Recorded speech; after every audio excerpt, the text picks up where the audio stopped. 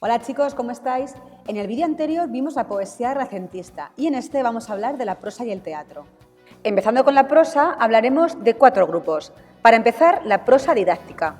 Esta pretende el perfeccionamiento del hombre y la reforma de la sociedad. En este género destaca Juan de Valdés, que en Diálogo de la lengua muestra las preocupaciones lingüísticas del siglo. Por otro lado, tenemos a Fray Antonio de Guevara, que con menosprecio de corte y alabanza de aldea, proclama el retorno a la naturaleza. El segundo tipo de prosa del que vamos a hablar es la prosa histórica, que aparece impulsada por el sentido expansionista de la época y por las perspectivas que se crean con la conquista de América. Su principal representante fue el Padre Mariana, con Historia de las Indias. El siguiente tipo de prosa va a ser la religiosa, que tiene finalidad formativa y sintoniza con la religiosidad popular de la época. Sus principales representantes son Fray Luis de León, que en su obra La perfecta casada ofrece un tratado sobre las virtudes que debe tener una buena mujer cristiana, y Santa Teresa de Jesús, con consejos cristianos dirigidos a las monjas en su obra Camino de perfección. Por último, hablaremos de la prosa narrativa, que se desarrolla en 2 tendencias, por un lado la de carácter idealista y por otro lado la de carácter realista. A continuación veremos el primer grupo, la de carácter idealista, que incluye diferentes tipos de novela. Para empezar, los libros de caballerías, que continúan con la forma que Rodríguez de Montalvo dio en el Amadís de Gaula, de 1508.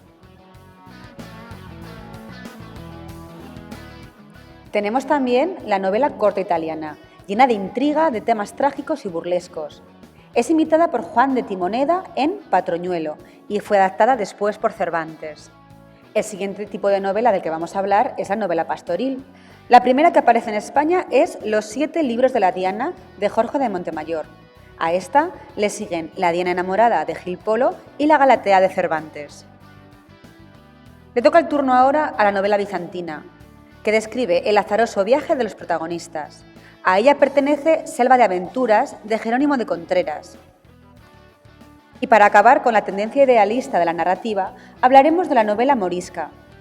Aquí nos encontramos con una serie de historias sentimentales entre moros y cristianos al final de la Reconquista. Y en lo que se refiere a la narrativa de carácter realista, hablaremos de 2 obras, El Lazarillo y El Quijote. Como todos debéis saber ya, El Lazarillo de Tormes inicia un tipo de novela distinta que es la novela picaresca. Y en el siguiente cuadro os voy a dejar todas las características que son súper importantes y que básicamente se resumen en que es una novela autobiográfica en la que el protagonista no tiene honra y que aspira a mejorar socialmente. No obstante, miradlas con detenimiento porque, como he dicho antes, son muy importantes. En cuanto al Lazarillo, se relata una historia en primera persona, la historia de Lázaro, que es un personaje de origen humilde nacido a las orillas del río Tormes y que pretende sobrevivir gracias a su ingenio. Además, consigue asentarse como pregonero en Toledo, logrando así un hipotético ascenso social. La obra se compone de un prólogo y 7 tratados de extensión variable que forman una carta dirigida a un personaje desconocido al que se le llama Vuestra Merced, en el que el protagonista trata de justificar su caso, que es la situación de deshonor. En este cuadro os dejo las diferencias entre el Tratado 1 y el Tratado 7. Como sabéis, la obra es anónima, lo que permitió a su autor criticar algunas clases sociales.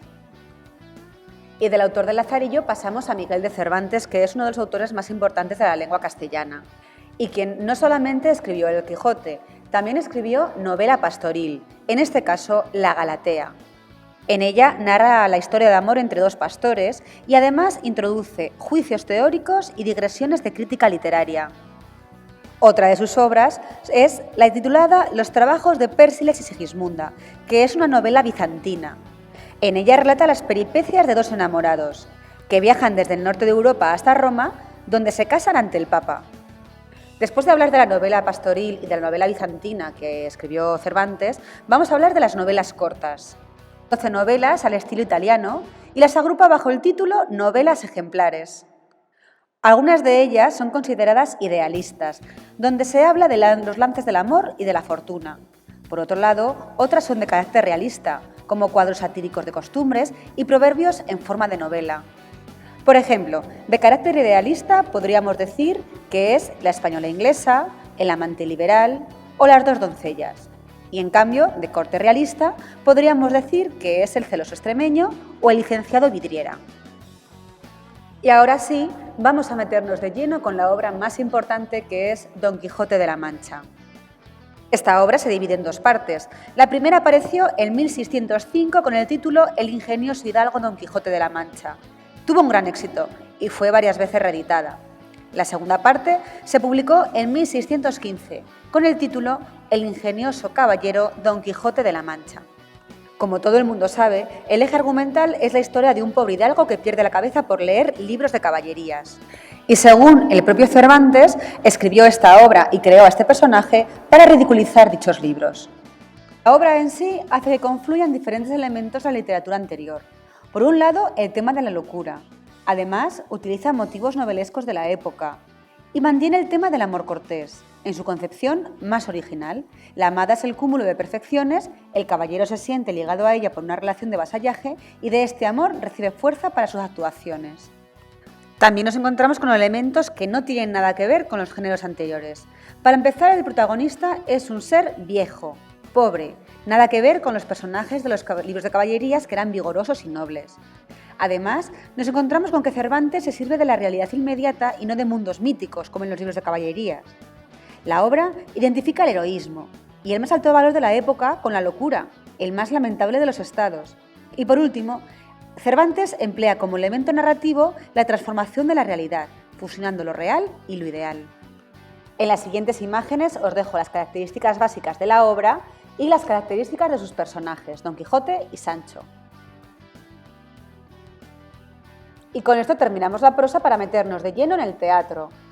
Aunque en el siglo XVI existe un teatro religioso de tradición medieval, el verdadero teatro popular surge en las plazas públicas de la mano de los cómicos para trasladarse más tarde a los corrales de comedias.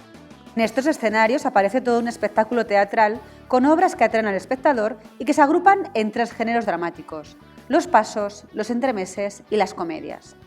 Aunque en este vídeo hablaremos únicamente de los pasos y de los entremeses. Los pasos son piezas breves en prosa de tono cómico y de ambiente popular. Se solían representar al principio en los entreactos de las comedias. Son famosos, entre otros, el paso de las aceitunas o el de la tierra de Jauja, ambos de Lope de Rueda.